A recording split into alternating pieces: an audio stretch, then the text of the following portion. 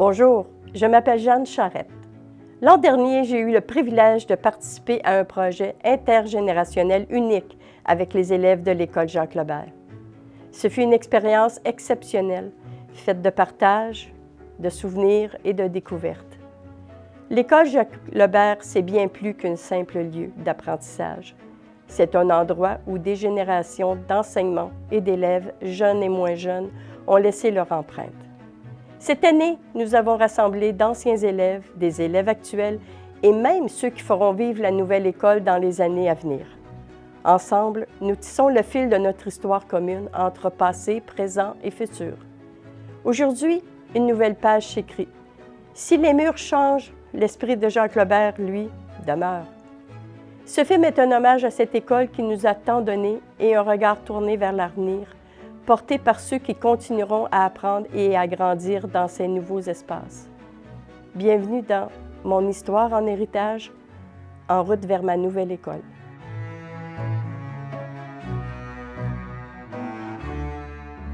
L'École Jacques-Lebert a toujours été un lieu où l'on apprend, mais surtout où l'on grandit ensemble.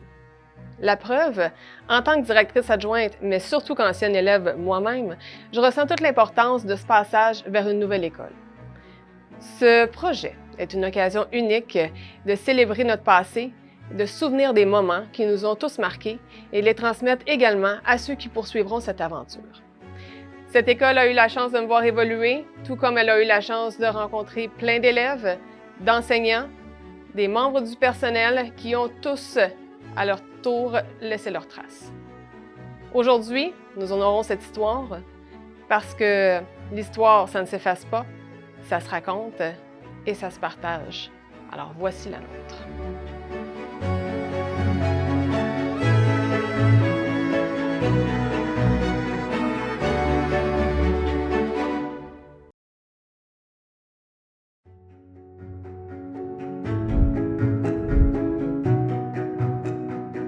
Bonjour, je m'appelle François-Louis. Voulez-vous vous présenter pour cette interview? Mon nom, c'est M. Venancio. Je suis prof de sciences. Je me fais appeler M. V parce que, les élèves ont de la difficulté à écrire mon nom, à prononcer mon nom. Puis quand j'étais jeune, à l'école, il n'y a personne qui prononçait mon nom comme vous, puis ça me frustrait. Fait que j'aime mieux me faire appeler M. V, mais M. Venancio, ça fait aussi. Là. Pas M. Pierre, je pas bébé ça. Moi, je suis la fille de M. Pierre, donc de M. V, en fait, Camille Venancio. En fait, moi, au contraire, contrairement à mon père, je fais confiance à mes élèves pour bien prononcer mon nom. Donc, les élèves peuvent m'appeler Madame Venancio. J'enseigne les mathématiques en deuxième secondaire et c'est ma première année de permanence à l'École Jacques-Lebert. Est-ce que ça fait quelque chose de travailler avec son père ou avec sa fille? Bien, c'est pas la première fois que moi et mon père, on travaille ensemble. On a déjà eu d'autres emplois dans lesquels on a eu la chance d'être des collègues de travail. C'est sûr que, moi, je trouve ça le fun de voir mon père à tous les jours. Depuis que je vis plus chez mes parents, je le vois un petit peu moins. Mais le fait qu'on travaille dans la même école, ça nous donne l'occasion de se voir un petit peu plus souvent. C'est sûr que là, on est dans un contexte de travail, donc on essaye le plus souvent de rester professionnel. C'est un peu difficile des fois pour moi. J'arrive dans son local, puis pour lui, pour moi, ça reste mon père quand même. Donc, ça m'arrive des fois de l'appeler papa devant les élèves. Ouais. Moi, comment je dirais ça? Camille, c'est ma fille. Fait que il y a des affaires que j'ai jamais dit de Noël puis que je peux pas dire encore parce qu'il faut qu'on garde encore le lien familial.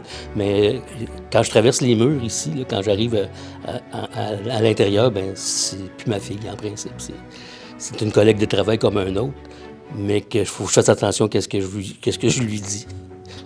Est-ce que c'est amusant de travailler dans une école? C'est-tu le fun à travailler? Moi, j'aime ça, pour vrai, enseigner dans une école. Pourquoi? Parce qu'il y a tellement beaucoup de vie. Il y a beaucoup de choses qui se passent. Honnêtement, je regrette pas mon choix de venir en enseignement parce que j'ai déjà tenté d'autres milieux de travail. Par exemple, dans mon bac de chimie, j'ai eu la chance de travailler chez L'Oréal dans une usine de fabrication. Et tu passais ta journée tout seul dans ton laboratoire à faire des tests. Donc, il n'y avait pas vraiment de relation sociale. Mais là, dans une école secondaire, bien, il y a tellement beaucoup de choses qui se passent. Il y a toujours de l'action, il y a tout le temps du mouvement, beaucoup d'élèves, beaucoup de monde. Et c'est vraiment le fun de voir les interactions entre les élèves, de voir les interactions entre les enseignants entre eux, enseignants et élèves aussi. Puis je trouve ça tellement beau de voir la progression que les élèves font. Quand ils rentrent en secondaire 1, ils sont tous gênés, sont tous timides, tout jeunes, encore tout petits, pas beaucoup de maturité. Et là, on les voit, bon, ici, ça finit en secondaire 3, mais on les voit arriver en secondaire 3 beaucoup plus matures. On les voit plus prêts à traverser le monde de l'adulte. Tu sais, on les voit maintenant, là, on les voit grandir finalement, puis c'est tellement beau à voir. Puis pour vrai, pour moi, mon bonbon, là, à chaque fois, c'est que quand j'enseigne puis que je vois l'étincelle dans les yeux de l'élève qu'il a compris, bien, moi, je me dis que j'ai fait ma job parce que mon objectif, c'est juste de les former à devenir des meilleures personnes, à devenir des adultes, à devenir des citoyens, monsieur, madame, tout le monde. Fait que si je peux au moins mettre du soleil dans la journée d'un élève puis de lui apprendre quelque chose de nouveau, que ce soit un détail, mais que ça lui permette de pouvoir s'épanouir et de faire ce qu'il veut plus tard, moi, je me dis que je vais avoir fait ma job. Et toi, après 30 ans? Bon, ben moi, je peux pas rajouter grand-chose de plus, parce qu'elle a tout dit. Mais c'est ça. Pour que je sois resté 30 ans, c'est que... 31 ou 32 ans encore, je ne sais pas. Mais pour avoir tout fait ce temps-là, c'est que j'ai aimé ça. Là, comme là, l'exemple, mon projet que je fais là, pour le planétaire 3D, puis quand je vois mes élèves qui se posent des questions, comment ça marche, qu'est-ce que je vais faire, puis finalement, quand ils trouvent la solution pour que leur projet fonctionne, c'est ça, c'est notre pays. Je m'appelle Edouard Thibault, je suis enseignant en éducation et physique puis en sciences secondaire 3 et secondaire 2. Puis moi, c'est Madame Fanny, puis je suis enseignante en sciences secondaire 3. Est-ce que ça fait un effet de travailler avec sa mère ou de travailler avec son fils? Bien, c'est un avantage de travailler avec mon garçon parce que j'aime le côté que je peux le voir au niveau professionnel. Puis, tu sais, je vois un peu comment je l'ai élevé puis comment il apporte ça dans son quotidien de travail. Fait que c'est vraiment intéressant. C'est un privilège. Oui, ben c'est vraiment plaisant parce que ça me permet de voir ma mère quand même à tous les jours. Fait que c'est le fun parce que je peux aller discuter avec elle sans nécessairement avoir à passer à la maison. Donc, c'est très plaisant. Pourquoi vous avez choisi l'enseignement comme métier dans la vie?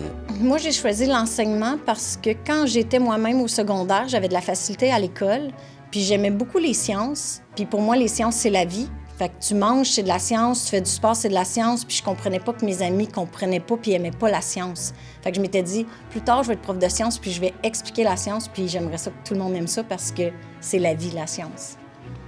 Moi, j'ai choisi l'enseignement pour plus l'arrimage entre la conciliation entre la famille et le travail. Avec l'horaire d'enseignement, ça te permet d'avoir quand même beaucoup de temps pour passer avec tes enfants.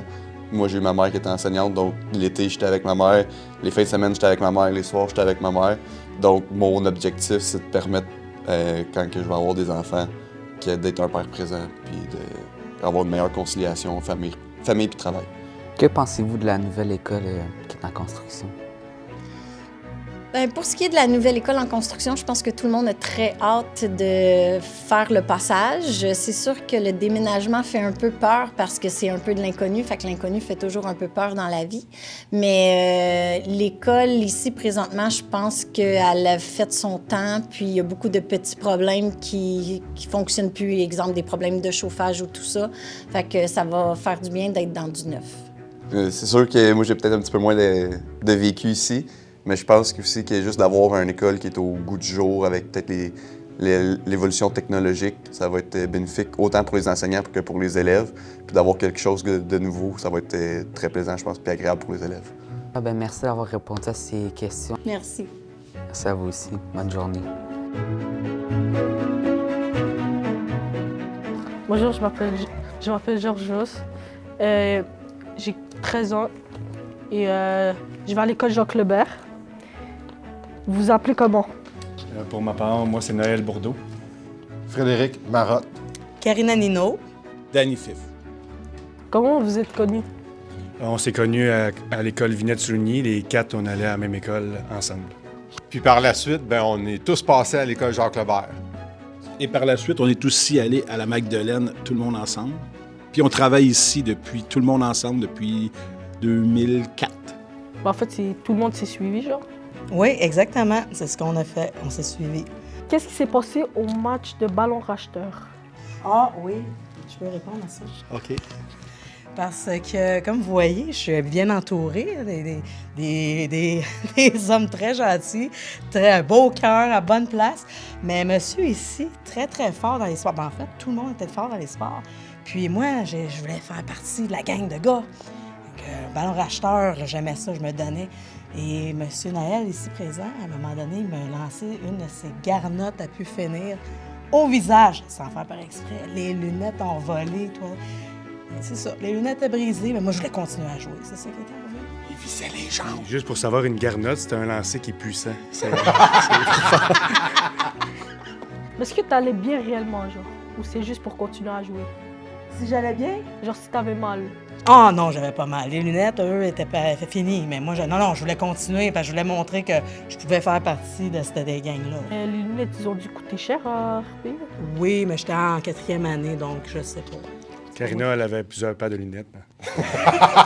Mais le ballon racheteur, comme tu dis, c'était le sport qu'on faisait. On faisait tout le temps ça puis le drapeau, là. Ouais.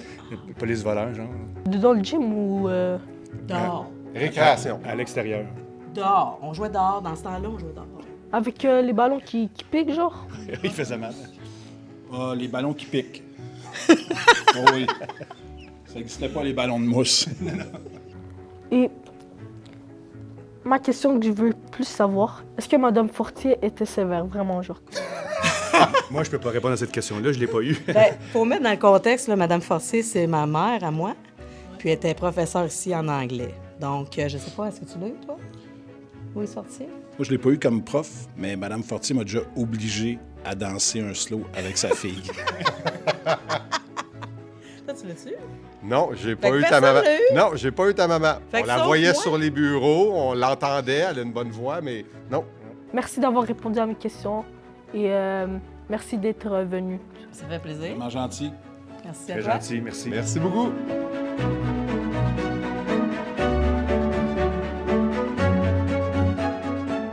Bonjour, je m'appelle Jean-Chose. J'ai 13 ans et je vais à l'école Jacques-Lebert. Je m'appelle Logan. Je m'en vais à l'école Jeune Adam. J'ai 8 ans. On va passer aux questions. Est-ce que tu aimes l'école? C'est quoi ta matière préférée, tout ça?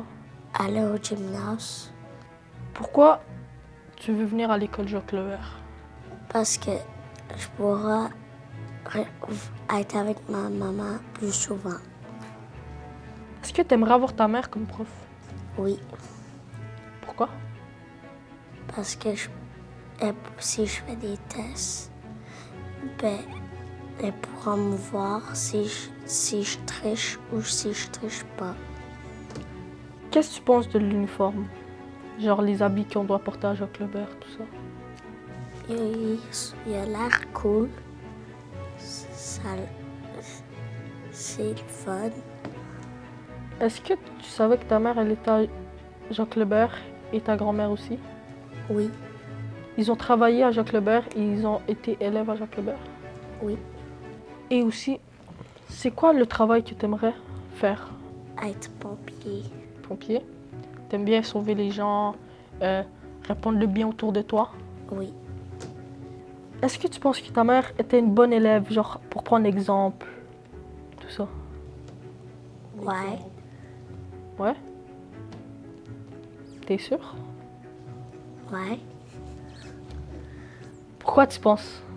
Parce que sûrement elle t'a raconté des histoires qu'elle était la meilleure élève, tout ça? La meilleure élève de la classe? Non, j'ai pas entendu d'histoire. Bon, ok. Merci d'avoir répondu à mes questions.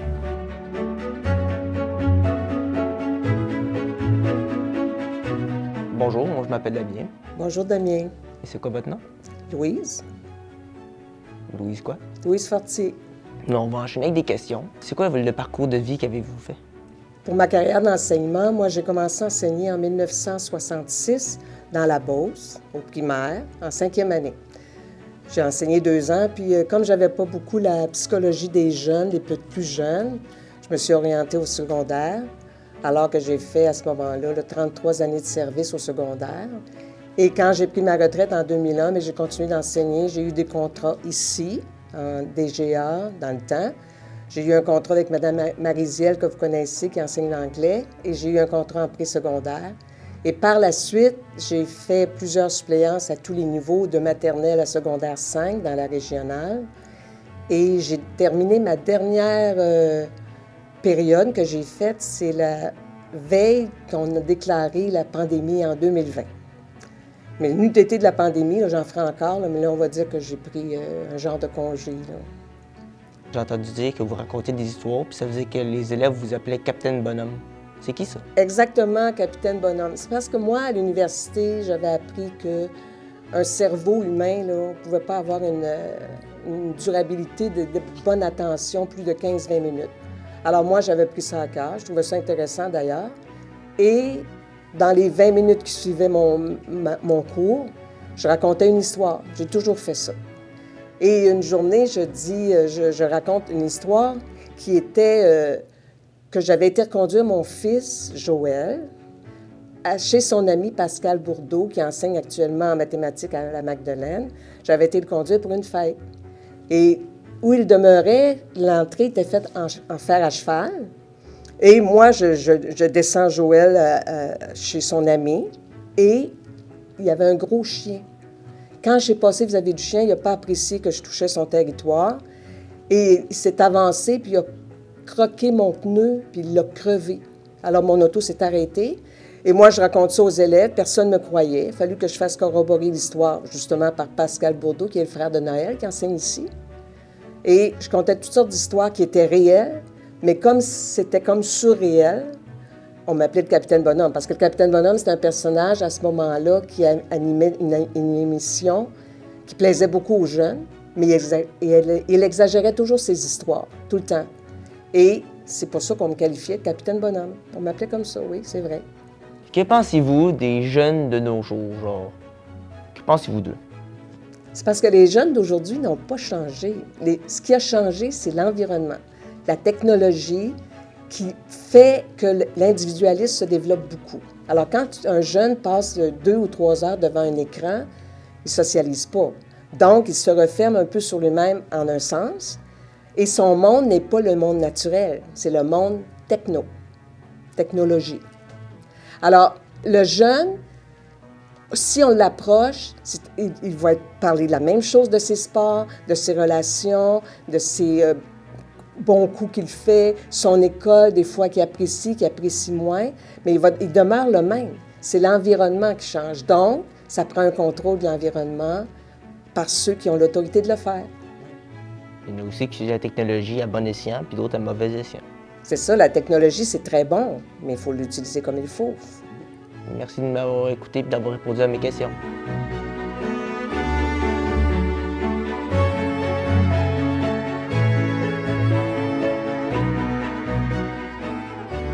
Hey, how you doing? Hi, I'm good. I'm great. What about you? I'm all right.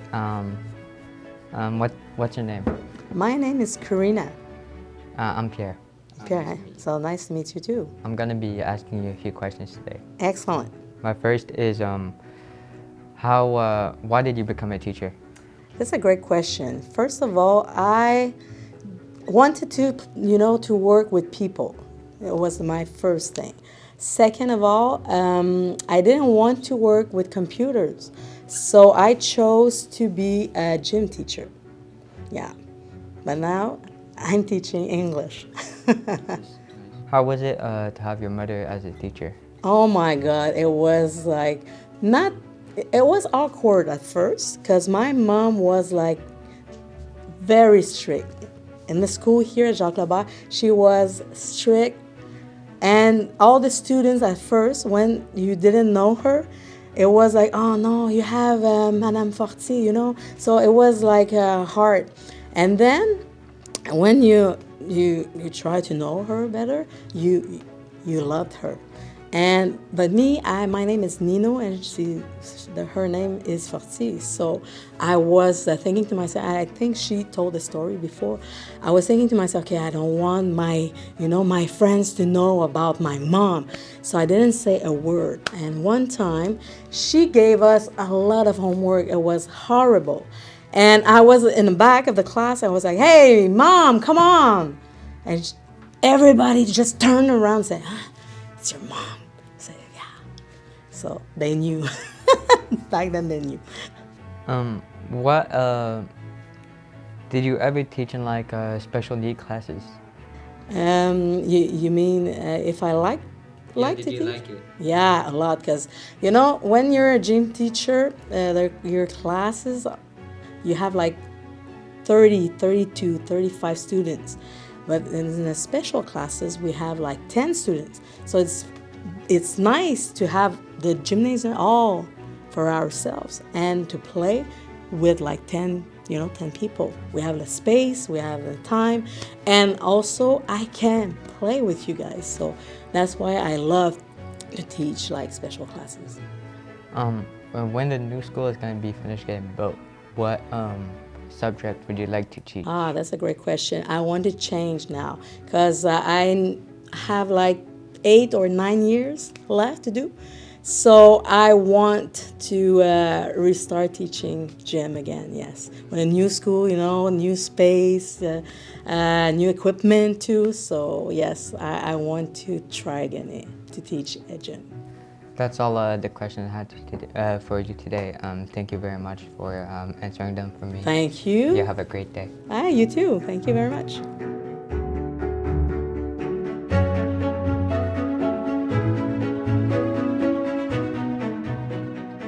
Bonjour, je m'appelle Gabriel.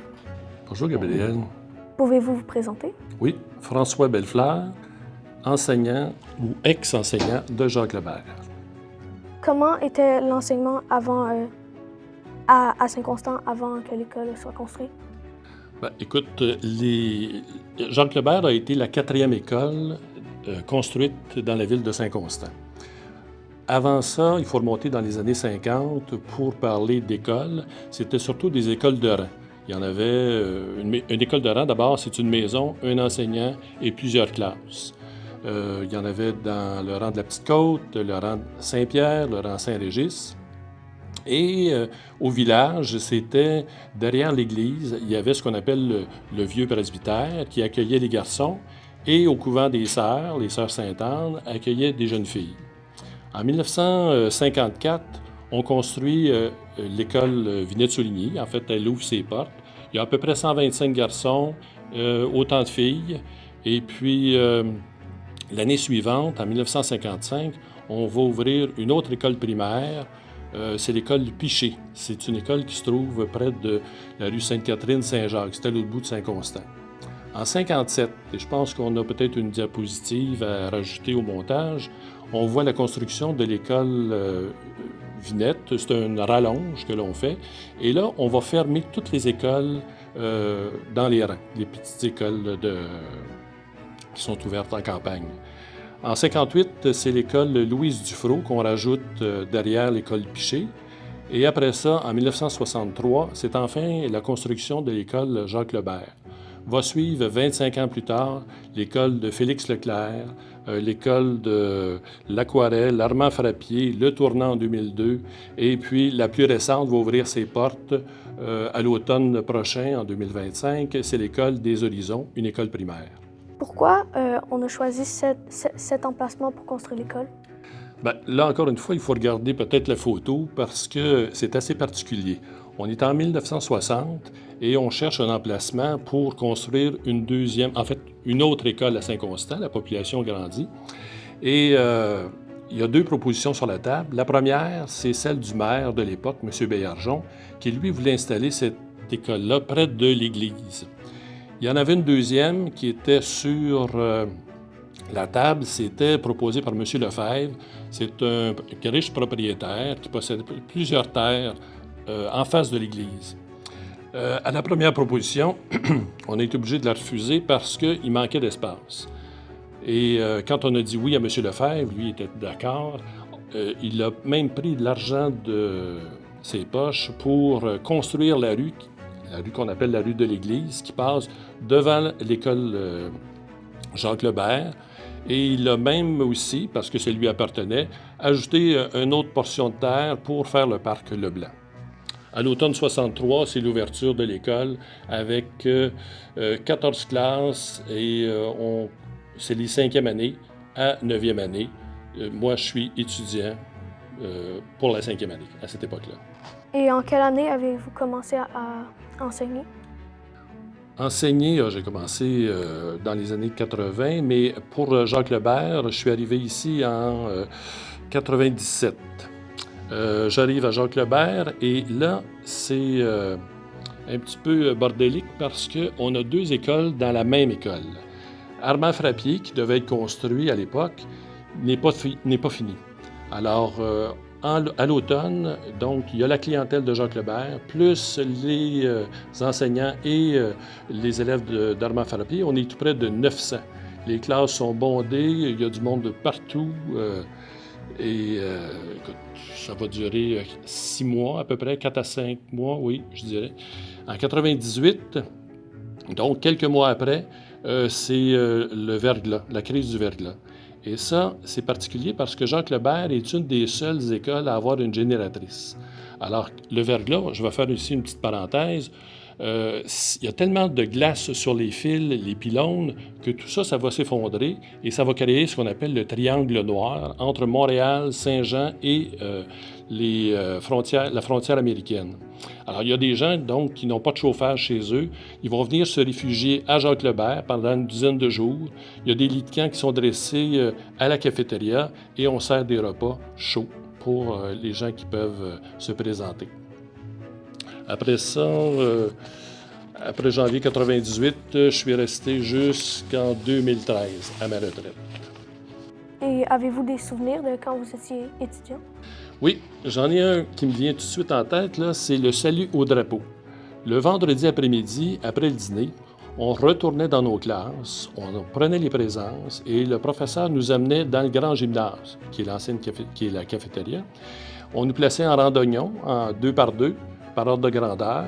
Et en avant des groupes d'élèves, il y avait un drapeau canadien, du Canada, et un drapeau du Québec.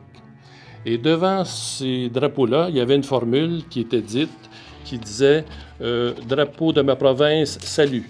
À toi mon respect, ma fidélité, mon amour. Vive mon drapeau, vive ma province. » Et après ça, il y avait un professeur qui entamait, qui commençait à chanter le Haut-Canada et les 200, 300 élèves du gymnase là, chantaient ensemble le Haut-Canada. Très impressionnant.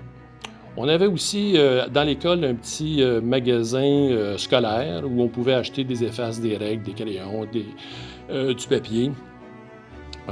Pour ce qui est de la discipline, c'était le corridor, des copies, et il ne fallait surtout pas aller se présenter devant le directeur. Et aïe, aïe, aïe, aïe. Moi, je ne l'ai jamais fait, mais je connais de mes amis qui ont eu la mauvaise expérience de rencontrer les directeurs qui étaient là à l'époque et ils en ont marqué, ils sont restés marqués. Merci. Ça fait plaisir.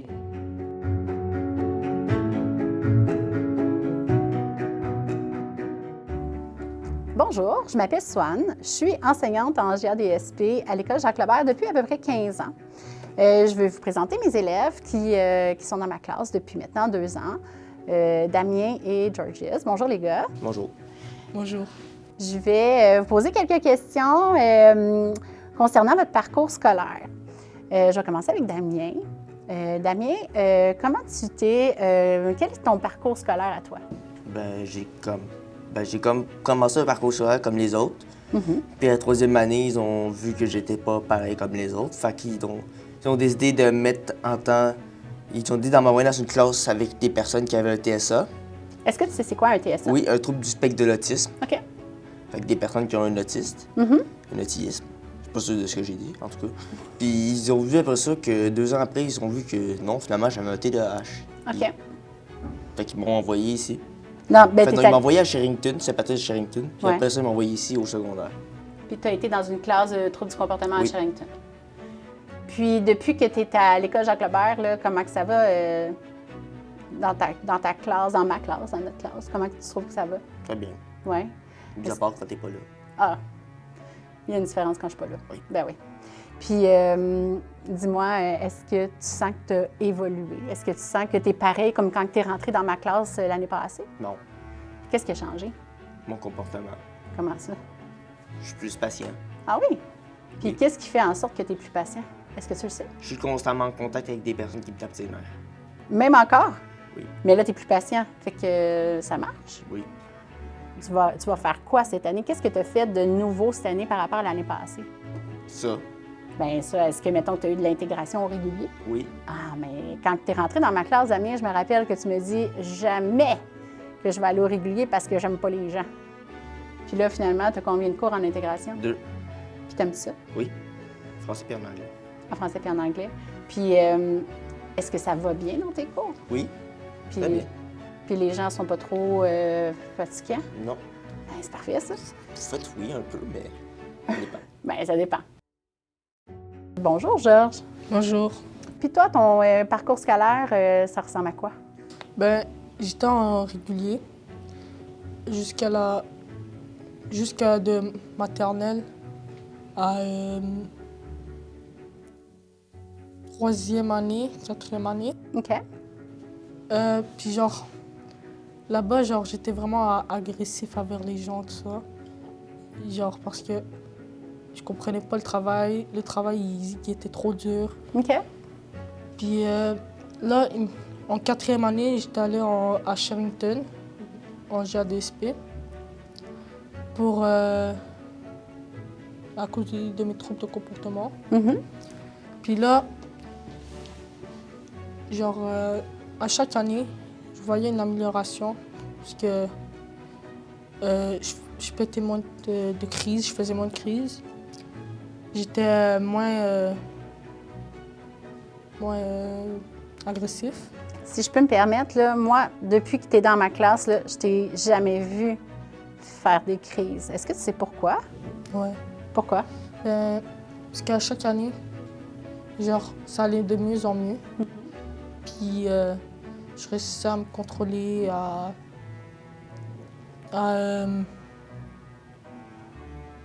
contrôler. À réduire ton impulsivité? Ouais. Ouais. Puis en 6e année, ça arrivait de moins en moins. C'était comme genre beaucoup moins que 4e année. Genre. Mm-hmm. Bien, merci beaucoup les garçons d'avoir accepté de parler de votre parcours scolaire. C'est vraiment apprécié. Puis ben, on va continuer ça, hein? Oui. On lâche pas? Ben, merci à toi de nous poser les questions parce que parfois t'es un peu gêné des caméras. Puis là, je sais que t'as fait un grand effort. Ah, t'es fin, merci. Bonjour, mon nom c'est Alexis. Comment allez-vous aujourd'hui? Ça va bien, toi? Ça va bien, merci. Mon nom, c'est Mélanie Beaulieu. Je suis enseignante à l'école Jacques-Lebert. Ton nom? Antoine. Enchantée. C'est quoi votre relation? Je suis la maman d'Antoine. Antoine est mon garçon. Et Antoine, éventuellement, va s'en venir à Jacques-Lebert quand il va être un petit peu plus grand, parce que là, il est au primaire. Pourquoi aimerais-tu aller à l'école Jacques-Lebert? À cause des profils hockey. Oui, t'aimes le hockey? Oui, c'est un sport qui t'intéresse quand même? Oui. Ça fait combien de temps que tu pratiques le sport hockey? 5 ou 6 ans. C'est qui ton coach d'hockey? Elle. Ouais. Ton joueur d'hockey préféré? Connor McDavid. Il joue dans quelle ligne d'hockey? LNH. Est-ce que tu serais content que ta mère soit ta prof dans n'importe quelle matière à l'école? Non. Non? Et pourquoi? Parce que t'es avec moi dans n'importe quel sport, toujours. Quelle matière tu préfères de l'école? L'éducation physique. Pourquoi? Parce que j'aime le sport.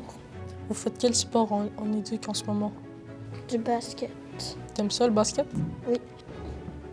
Bon, mais merci d'avoir répondu à nos questions. Ça fait plaisir. OK. On se rappelle ici notre secrétariat, notre directeur, notre secrétaire, nos secrétaires étaient ici. On passait. Hey, On passait rapido. Dans ce temps-là, il n'y avait pas de porte comme ça, c'était pas vitré. Fait qu'on Trop. venait jaser pendant nos périodes libres. Puis même avec notre directeur, qui était notre ami, peut-être des fois trop ami, quand même, ça faisait partie de la vie.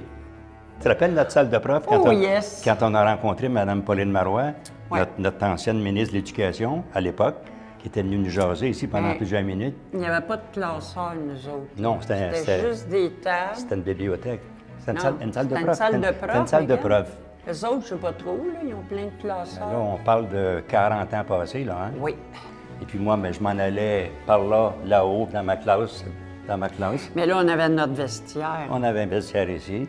Puis notre salle pour fumer puis jouer aux cartes, était où, elle? Là, c'est 3 toilettes. Mais Oui. il doit y en avoir une où on venait fumer quand la loi a passé. Là, les locaux, ils ont changé de vocation, hein? Oui, ça a changé.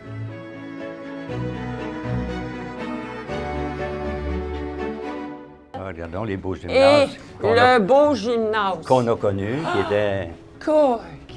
qui était double, exactement comme ça. Le plus beau souvenir que j'ai du gymnase, c'est quand on venait jouer une fois par semaine au badminton. On a fait ça, je ne sais plus combien Pendant d'années. Une quinzaine d'années, le Une soir. quinzaine d'années, là. C'était comme un petit droit acquis de notre commission dans notre école. Ils nous prêtaient le gymnase gratuitement, un soir ou 2 par semaine. Ça fait longtemps qu'on Mais est venu ici. un petit peu à notre Mais gauche, là, là- j'ai passé mes 15 dernières années en géographie, histoire, géo, ces locaux-là, ici à notre gauche. Là. C'est comme si on revivait ça 30, 40 ans plus tard. Oh oui, oh oui. Et là là. Apprendre en créant des projets est la meilleure façon pour les jeunes d'avoir la motivation de se rendre à l'école, de créer des liens, puis de garder en mémoire les bons souvenirs de leur parcours scolaire. Le Carrefour Jeunesse Emploi Roussillon est fier de collaborer à un projet d'aussi grande envergure et de voir les jeunes s'épanouir à travers celui-ci. Merci, Émilie et le Carrefour Jeunesse Emploi d'embarquer encore dans ce projet-là. Quelle chance que j'ai, quelle chance qu'on a, nous, ici à l'École Jacques-Lebert.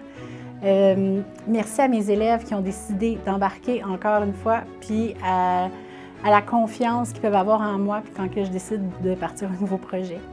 Je laisse les derniers mots à Madame la directrice Madeleine Boulay. Aujourd'hui marque la fin d'un chapitre important, mais surtout d'un nouveau départ. À travers le projet Mon histoire en héritage, nous avons plongé dans nos souvenirs, nous avons partagé des expériences et nous avons créé des ponts avec les générations. Ce projet nous rappelle que notre école est bien plus qu'un bâtiment. Elle est un lieu de vie, d'apprentissage et de transmission. En écoutant vos témoignages, en voyant votre engagement et votre passion, je suis profondément émue et extrêmement fière. Vous avez su mettre en lumière tout ce qui fait la richesse de notre école, son histoire, ses valeurs et surtout tous ces liens qui nous unissent. Bientôt, nous entrerons dans une nouvelle école, plus grande et plus moderne, mais nous apporterons tout ce que nous avons construit ici. Ce passage est une belle opportunité de renouvellement. Il n'effacera jamais les souvenirs et les enseignements que nous avons reçus entre ces murs. Je tiens à remercier chaleureusement Sue-Anne et Alexandre qui ont porté ce projet avec énergie et passion. Merci également aux enseignants, aux employés, aux élèves, ainsi qu'aux anciens qui ont contribué à faire de ce projet une réussite. Votre implication démontre que notre histoire n'est pas terminée et qu'elle va bien au-delà de cette nouvelle école.